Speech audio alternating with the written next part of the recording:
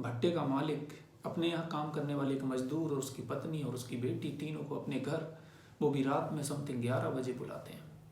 जब वो 10:30-11 बजे अपने घर बुलाते हैं, उसके जो मजदूर, उसकी पत्नी और उसकी लड़की तीनों घर जाते हैं, तो उसकी पत्नी को लगता है कि जो हमने गलती हमसे हुई है, वो गलती के कारण आज मालिक जो हैं वो हमें बहुत बड़ा दंड देंगे।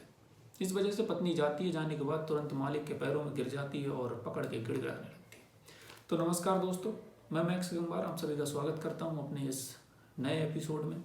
और इस कहानी को सुनाने से पहले हम आपसे एक छोटी सी रिक्वेस्ट करना चाहेंगे कि अगर अभी तक आपने हमारा चैनल सब्सक्राइब नहीं किया तो चैनल को जरूर सब्सक्राइब कर लें, बेल बटन दबा लें, और बाकी कहानी अच्छी लगे तो कहानी को जरूर शेयर करें और एक कमेंट जरूर लिखें, जिससे हमारा हौसला और भी बढ़े।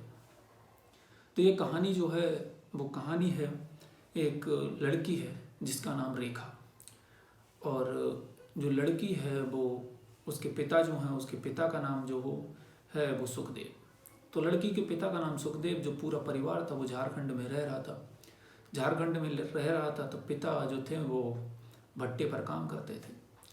पिता भट्टे पर अपनी मजदूरी करते थे। मजदूरी करते करते उनकी इतनी हैसियत नहीं थी कि अपनी बेटी को अच्छी तरह से पढ़ा सकते, अच्छे स्कूल में, अच्छे कॉलेज में पढ़ा सकते। तो जो बेटी थी, उन्होंने बेटी को पढ़ाने के लिए अपने ससुराल भेज दिया, यानी लड़की की नानी के यहाँ भेज दिया।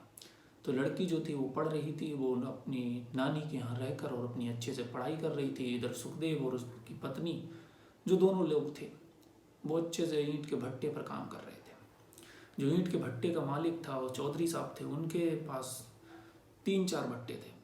3-4 भट्टों पे सभी लेबर चल रही थी। उनमें लगभग में 250-300 मजदूर उनके भट्टों पर चलते थे, मजदूरी किया करते थे। वो भी रोज उनका कमाना खाना था, रोज का समथिंग करते रहते थे। हुआ ऐसा कि उनकी लड़की जो थी, जो उनकी ससुराल में रह रही थी, अचानक जो होता है कि लड़की की नानी की जो है वो डेथ हो जाती है। जब लड़की की नानी की मृत्यु हो जाती है तो लड़की कहती है कि हम यहाँ नानी के पास रह रहे थे, वहाँ मामा मामी जो उनके होते हैं, तो घर में परिवार में विवाद हो जाता है, बंटवारा हो जाता है।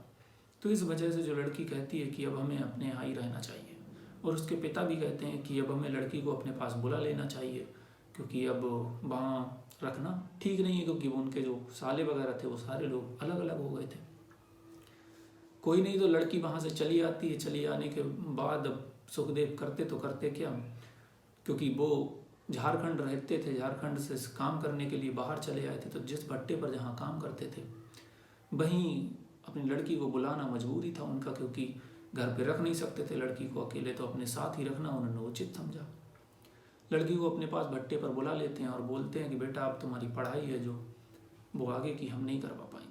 लड़की ने इंटर पास किया होता है। इंटर पास करने के बाद फिर सीधा यहीं चली आती है और फिर ईंट भट्टे का काम करना शुरू कर देती है। उसकी एक मजबूरी थी, उसने पढ़ने के लिए बोला कि पापा हम आगे पढ़ना चाहेंगे, हम पढ़ने में भी अच्छे हैं। तो उसके पिताजी बोले कि बेटा जितना तुम्हें पढ़ना था, जितने से तुम्हारी शादी हो सकेगी, उतना हमने तुम्हें पढ़ा दिया। अब इससे अगले पढ़ाने की, ज़्यादा पैसा खर्च करने की हम में क्षमता नहीं है, क्योंकि हमारा परिवार आप जानती हो किस तरह से घर गृहस्थी हम चलाते हैं, किस तरह परिस्थिति से गुजरता है। तो लड़की भी समझती है कि हमारे गरीब माँ बाप हैं, जितना पढ़ना था हमें पढ़ लिया, और लड़की बेचारी अपनी पढ़ाई को मार कर और अपने पिता के काम में हाथ बंटवाने लगती है। तो लड़की जो होती है वो ईंट के भट्टे पर काम करने लगती है। होता यह है कि जो चौधरी साहब थे, जो ईंट का भट्टा था जिनका, उनके एक लड़की होती है, एक लड़का होता। लड़का बाहर अपनी बीटेक की पढ़ाई कर रहा होता, जो लड़की होती है वो भी बाहर अपनी डॉक्टरी की पढ़ाई कर रही होती है, जो लखनऊ में रह रही थी। तो लड़का जो था वो बीटेक की उसने पढ़ाई करी थी। पढ़ाई करने के बाद जब वहाँ कुछ टाइम बीता, उसकी थोड़ी बहुत दिन जॉब लगी। जॉब लगने के बाद उसने जॉब करी थी। उसके बाद जो चौधरी साहब थे, यानी जो भट्टे के मालिक थे, उन्होंने बोला कि बेटा तुम 20-30 हज़ार रुपये की जो है, 25-30 हज़ार रुपये की तुम जो जॉब कर रहे हो, उससे अच्छा है कि तुम अपने भट्टों पे अगर काम करो तो उससे बढ़िया ज़्यादा रहेगा। ऑफिस देखो, हमारा ऑफिस बैठो, अपना ऑफिस देखो अच्छे से, क्योंकि दूसरे को हम जो तनख्वाह देते हैं उससे बढ़िया तुम अच्छे से यहाँ डील कर लोगे, क्योंकि पढ़ा लिखा था, बीटेक किया हुआ था। तो लड़के की भी समझ में आता है, तो बोलता है ठीक है पिताजी, तो हम घर आ जा रहे हैं। तो लड़के का नाम जो था वो हर्षवर्धन था। लड़का घर चला होता है, घर आता, पिताजी बताते हैं कि आपको घर के जो भट्टा है उनमें से इस वाले भट्टे पर, मतलब भट्टे का नाम बताते हैं। नाम बताने के बाद कहते हैं कि वहाँ चले जाओ और वहाँ पर जॉब करो। तो लड़कों को सारे भट्टे दिखाते हैं, दिखाने के बाद लड़के को बता देते हैं कि उससे बोल देते हैं कि तुम्हें जहाँ अच्छा लगे उस भट्टे पर आप काम करने लगना। तो वो सारे भट्टों पर एक एक करके सारे भट्टों पर जाता है, सारे भट्टों की इंक्वायरी लेता है, देखता है, घूमता है, फिरता है। लेकिन जो लास्ट भट्टे पर जब जाता है तो वहाँ भट्टे पर जाने पर एक लड़की को देखता है। वो जो लड़की होती है वो लड़की मिट्टी गूंद रही थी, उस मिट्टी को गूंद रही थी, उसमें फावड़ा चला रही थी, पानी को डाल रही थी, और एक ही बहुत ही खूबसूरत और हल्की धूप निकल रही थी जो उसके चेहरे पर पड़ रही थी। और जब चेहरे पर हल्की धूप पड़ रही थी, जो उसका जो पसीना था वो पसीना चू रहा था, तो वो दूर से जब उसको देखता है तो वो और खिलता हुआ उसका चेहरा नजर आता है। यानी कि लड़की का चेहरा बहुत ही चमचमा रहा था, खूबसूरत तो थी। तो उसे देखकर हर्षवर्धन जो है बिल्कुल एकदम हैचंक हो जाता है, उस पर मोहित हो जाता है। उसे लगता है कि क्यों ना हम इस लड़की से बात करें। वो हर्षवर्धन घूमता फिरता उतने टाइम कुछ नहीं, वहाँ से निकल के उसके पास से लड़की से और चला जाता। जब वो चला जाता, घर जाता, घर जाने के बाद उसके पिताजी बोलते हैं कि बेटा, शाम को सारे लोग खाना खाते होते हैं तो बोलते हैं कि कौन से भट्टे पर जाना पसंद करोगे, किस भट्टे पर आप काम करोगे, जहाँ आपको सही लगे वहाँ का ऑफिस संभालने लगना दो। तो वो बोलता ठीक है पिताजी। तो उसने एक भट्टे का नाम बताया कि उस वाले भट्टे पर हम काम करेंगे। पिताजी बोलते हैं बेटा ठीक है, तुम कल से उसी भट्टे पर चले जाना। अब पिताजी ने मुंशी को बता दिया कि बेटे को काम वगैरह सारा समझा देना और ये इस भट्टे पर आज से आएगा और ये काम करेगा। तो भट्टे का जो मुंशी था उसने काम वगैरह समझा दिया और लड़का वहीं जाने लगा। लड़का गया, जाने के बाद वो ऑफिस में बाद में गया, पहले उस लड़की को देखने गया। तो लड़की रोज की तरह जिस तरह से वो अपने काम कर रही थी उसी तरह से फिर वहाँ पहुँचता है। पहुँचने के बाद जब लड़की को दोबारा उसी हालत में देखता तो और मोहित हो जाता उस पर। उससे कुछ बात करने की कोशिश करना चाह रहा था। तो उससे कुछ बात करने की कोशिश करता, उससे पूछता कि आप कहाँ से हो। तो वो लड़की बताती है कि हमारे पिताजी हैं ये, और यहाँ पर हम लोग रहते हैं और झारखंड से हैं हम लोग। तो बस लड़की से इतनी बात करता, ज़्यादा उसे कर नहीं मिलती, झिझक होती है थोड़ी सी। तो उसके बाद लड़की भी थोड़ी झिझकती है। उसके बाद वो अपने ऑफिस चला जाता है। ऑफिस चले जाने के बाद अपना काम करने लगता है। उनका डेली का काम हो जाता। वो पहले सुबह आता ऑफिस, तो ऑफिस जब आता तो उससे पहले लड़की से मिलता, बातचीत करता, बातचीत करने के बाद फिर ऑफिस चला जाता। इधर जो लड़की थी तो वो लड़की को भी उस लड़के से धीरे धीरे प्रेम होने लगता है। वो उसकी आंखों में आंखें डाल के देखती है। जब वो देखते हैं आमने सामने, एक दूसरे से बातें करती हैं, दोनों का कंप्रोमाइज हो जाता, मतलब कि दोनों का कॉम्बिनेशन बैठने लगता, दोनों को एक दूसरे से बात करना बहुत ही अच्छा लगता है। तो लड़की को भी लड़का पसंद आने लगता है, कि उसके बोलने चालने का तरीका पसंद आने लगता है। लड़की को भी उससे प्रेम होने लगता है। होता ये है कि लड़का एक दिन आता है, आने के बाद लड़की से बातचीत कर रहा होता है। बातचीत जब कर रहा होता है तो उससे पूछता है कि तुमने पढ़ाई वगैरह कहाँ तक की है। तो लड़की बोलती है हमने इंटर किया है। जब लड़की बोलती है हमने इंटर किया तो पूछता है कि आपने कौन से सब्जेक्ट से इंटर किया। तो लड़की बोलती है हमने मैथ से इंटर किया है। तो वो सोचता अरे, तो उससे बोलता अरे मैथ तो बहुत टफ होता है। तो लड़की बोलती है कि मैथ जो था वो हमारा फेवरेट सब्जेक्ट था और मैथ हमारे लिए अच्छा था, हम बहुत अच्छे से करते थे। तो वो दो चार बातें मैथ की उससे पूछता, लड़की फटाफट बता देती है। वो और ज़्यादा इम्प्रेस हो जाता उससे, क्योंकि वो पढ़ाई लिखाई में वैसे ही बेहतर थी और दिखने की तो खूबसूरत बहुत ही ज़्यादा ही थी।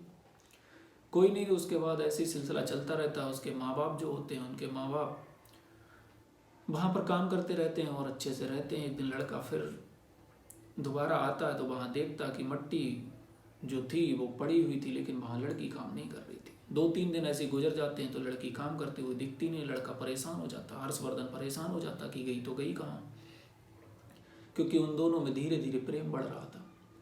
लड़की दोबारा जब दिखती है और हर्षवर्धन 4-5 दिन के बाद जब दोबारा वहाँ जाता है, डेली ही जाता है, जब वहाँ जाता है तो फिर लड़की को वैसे ही काम करते हुए उसी हालत में देखता है। तो एकदम जाके पूछता कि आप इतने दिन कहाँ थी। तो लड़की बोलती है कि कहीं नहीं थे, हम यहीं पर थे, आपने हमें देखा ही नहीं होगा सही से। अब एक दूसरे से बोल तो कोई नहीं पा रहा था, आपस में बात कर रहे थे, उन्हें बात करने का तरीका अच्छा लग रहा था, दोनों का रोज का काम बन गया था। तो हर्षवर्धन कहता है कि ठीक है आप यहीं थे, तो हम तो आपको देखने के लिए बहुत परेशान हो रहे थे। तो लड़की बोलती कोई ना, अब हम यहीं आएंगे, रोज काम करेंगे। सबके बीच बातचीत होती है, अच्छे से बातचीत होने के बाद चले जाते हैं। अगले दिन जब हर्षवर्धन आता है तो ऑफिस आता है, ऑफिस आने के बाद लड़की के पास जाता है, दोनों पास जाते हैं। पास जाने के बाद दोनों के बीच बातचीत होती है। बातचीत होने के बाद थोड़ी सी बातचीत के बाद जो होता है वो हर्षवर्धन उसे देखकर रहा नहीं जाता, तो हर्षवर्धन और लड़की दोनों एक दूसरे को हक कर लेते हैं। जब एक दूसरे को हक कर लेते हैं, कुछ 1-2 मिनट बीत जाता है। इसी बीच जो लड़की की माँ थी वो कहीं से आ जाती है, अपना काम कर रही थी, उस काम को छोड़ के किसी वजह से वहाँ पर आ जाती है। जब उसकी माँ वहाँ पर आती है, लड़की की यानी रेखा की माँ वहाँ पर आ जाती है, वो इस दृश्य को देख लेती है। जब वो इस दृश्य को देखती है तो सोचती है, खांसती है कि किसी तरह से इनको पता लग जाए, हम इनके सामने ना जाएं। तो वो खांस देती है दूर से। जब खांसती है तो इनको पता लगता है कि कोई आ रहा है, तो ये दोनों अलग हो जाते हैं एक दूसरे से। अलग होने के बाद हर्षवर्धन चला जाता है। हर्षवर्धन चला जाता है, उसकी माँ को ये सब जो देखा था वो बर्दाश्त नहीं हो रहा था, क्योंकि वो गरीब थे। शाम को जब जाते हैं घर, जाने के बाद वो लड़की को समझाती है कि बेटा ऐसा सब कुछ करना ठीक नहीं है, कि आप ये बड़े लोग हैं, ये चौधरी साहब का बेटा है, ये इस भट्टे का मालिक का बेटा है, आप इसके साथ ऐसा सब कुछ कर रहे हो, ये सब ठीक नहीं है, और ये लोग हमें पता भी नहीं लगेगा, और ये लोग हमको मार के फेंक देंगे, और जो गलती चाहे किसी की भी हो, लेकिन गलती हमारी ही निकलेगी। हम गरीब हैं, हमारी गरीबी को समझो बेटा। लड़की को समझाती कि आप अपनी इज्जत भी बचा के रखो और हमारी भी इज्जत के बारे में सोचो। अगर आप ऐसा सब कुछ करोगी और कल को कुछ गड़बड़ हुआ तो हमारी इज्जत जाएगी, साथ में तुम्हारी इज्जत जाएगी, और हम लोगों को मार के फेंक दिया जाएगा, कोई सुनने वाला भी नहीं होगा। लड़की से कह दिया जाता है कि दोबारा ऐसा कुछ मौका नहीं आना चाहिए, ऐसा कुछ मत करना। मतलब लड़की को बहुत माँ ने डांट दिया था। डांटने के बाद लड़की परेशान हो जाती, क्योंकि उसको भी उससे प्रेम होने लगता है। वो भी सोचती है अब किया जाए तो क्या किया जाए। अगली सुबह होती है, लड़की फिर अपने काम पे चली जाती है, फिर गारा अपना जो होती है वो कांपती होती है। हर्षवर्धन फिर घर से आता है, आने के बाद लड़की को देखता है। जब लड़की को देखता है, देखने के बाद उससे बोलता है, कुछ गिफ्ट वगैरह लेके आता है, लड़की को बुलाता है, लेकिन वो रेखा बोलती नहीं है। जब रेखा नहीं बोलती, रेखा को गुमसुम देखता है, वो उदास बैठी होती है, बहुत ही उदास होती है।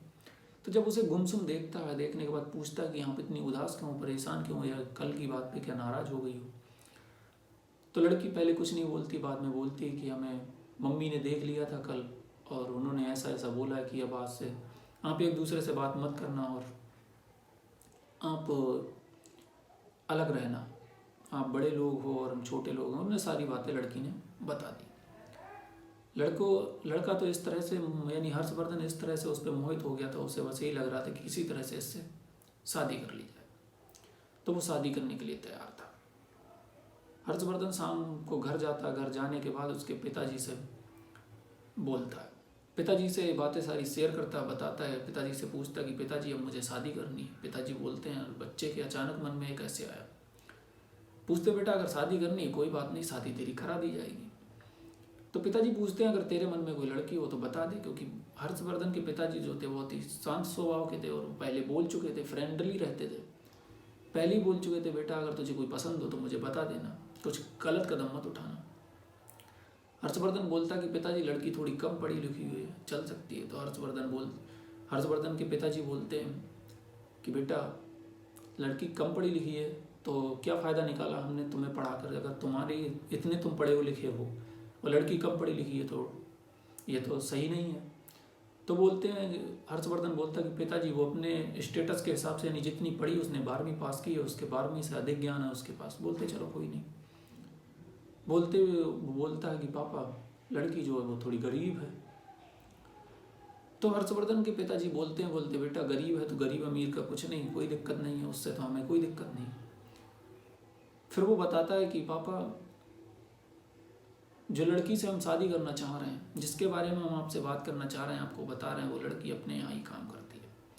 जब हर्षवर्धन के पिता जब इतना सुनते तो एकदम चौंक जाते हैं, और बैठ के खड़े हो जाते हैं उठ के। तो वो पूछते हैं कौन से भट्टे पर काम करती है। तो हर्षवर्धन बताता है कि जिस ऑफिस पे जहाँ हम जाते हैं, जिस भट्टे पर वहीं काम करती है। वो तुरंत समझ जाते हैं। समझ जाने के बाद तुरंत बोलते हैं अरे वो सुखदेव की लड़की। तो हर्षवर्धन बोलते पापा हमें उसके पिताजी का नाम नहीं पता, लेकिन वो लड़की बहुत अच्छी है, दिखने में भी बहुत खूबसूरत है और अपने हिसाब से पढ़ी लिखी भी अच्छी है, मेहनती भी है। तो हर्षवर्धन कहते हैं चलो ठीक है कोई नहीं, देखते हैं। हर्षवर्धन के पिताजी कहते हैं चलो देखते हैं। हर्षवर्धन के पिताजी उसके बाद मुंशी को फ़ोन लगाते हैं। मुंशी को फ़ोन लगाने के बाद उनसे बोलते हैं सुखदेव, उसकी पत्नी और लड़की तीनों को लेकर शाम को समथिंग 10:30 बजे के समथिंग, 10-11 बजे के समथिंग आप घर पे आना। इधर मुंशी के पास फ़ोन पहुंच जाता है। इधर उनके घर में जो हर्षवर्धन की मम्मी थी वो ये कह रही थी, वो गदर करने लगी थी, क्योंकि उनका कहना था कि हम इतनी गरीब लड़की से शादी करेंगे, हमें दहेज में कुछ नहीं मिलेगा, और ऐसी लड़की से हम शादी करेंगे कि भट्टे वाली से शादी करेंगे, लड़के का जीवन बर्बाद करेंगे।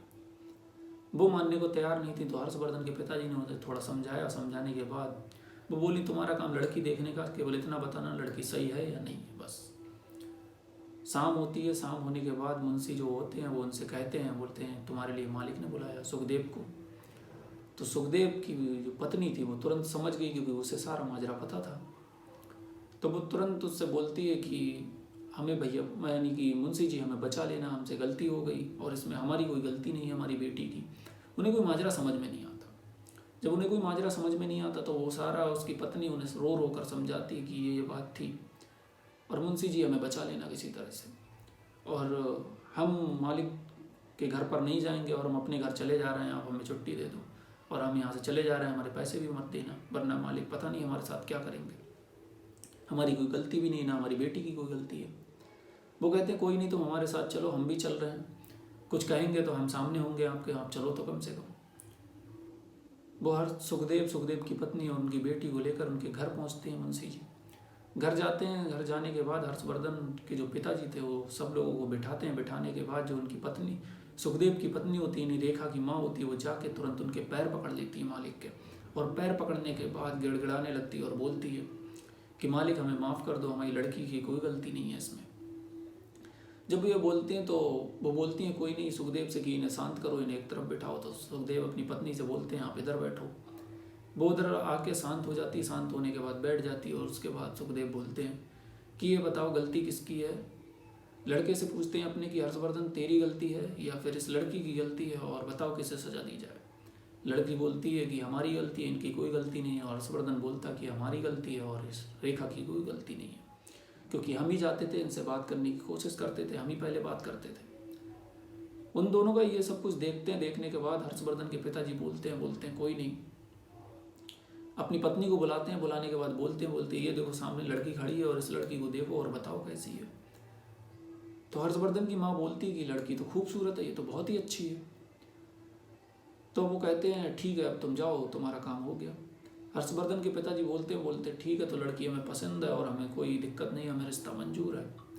इतनी बात सुनकर जो रेखा के मम्मी पापा और रेखा एकदम खुश हो जाते हैं, चेहरे पर खुशी आ जाती है।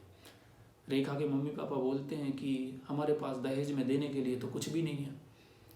तो वो बोलते हैं दहेज हमें कुछ भी नहीं चाहिए, हमारे पास मालिक की देन से सब कुछ है और हमें कुछ भी नहीं चाहिए। और आप भी यहाँ 15 साल से समथिंग काम कर रहे हैं, तो आपकी भी ईमानदारी देखकर हमें बहुत अच्छा लगा। आपने अभी तक ईमानदारी से पूरा काम किया। आपकी लड़की की भी मेहनत देखकर हमें लग रहा है कि ये लड़का और लड़की दोनों अच्छे से खुश रहेंगे, अच्छे से जीवन अपना व्यतीत करेंगे। उन दोनों की धूमधाम से हर्षवर्धन के पिताजी हर्षवर्धन की और रेखा की दोनों की धूमधाम से शादी करा देते हैं। शादी करा देने के बाद और वो दोनों अच्छे से रहने लगते हैं। तो ये थी कहानी। आपको स्टोरी कैसी लगी आप कमेंट सेक्शन में ज़रूर बताएं, और उससे पहले अगर चैनल को सब्सक्राइब नहीं किया तो चैनल को ज़रूर सब्सक्राइब कर लें। बाकी कमेंट सेक्शन में ज़रूर बताएं। मिलते हैं अगले नए एपिसोड में, तब तक के लिए नमस्कार, थैंक यू, धन्यवाद।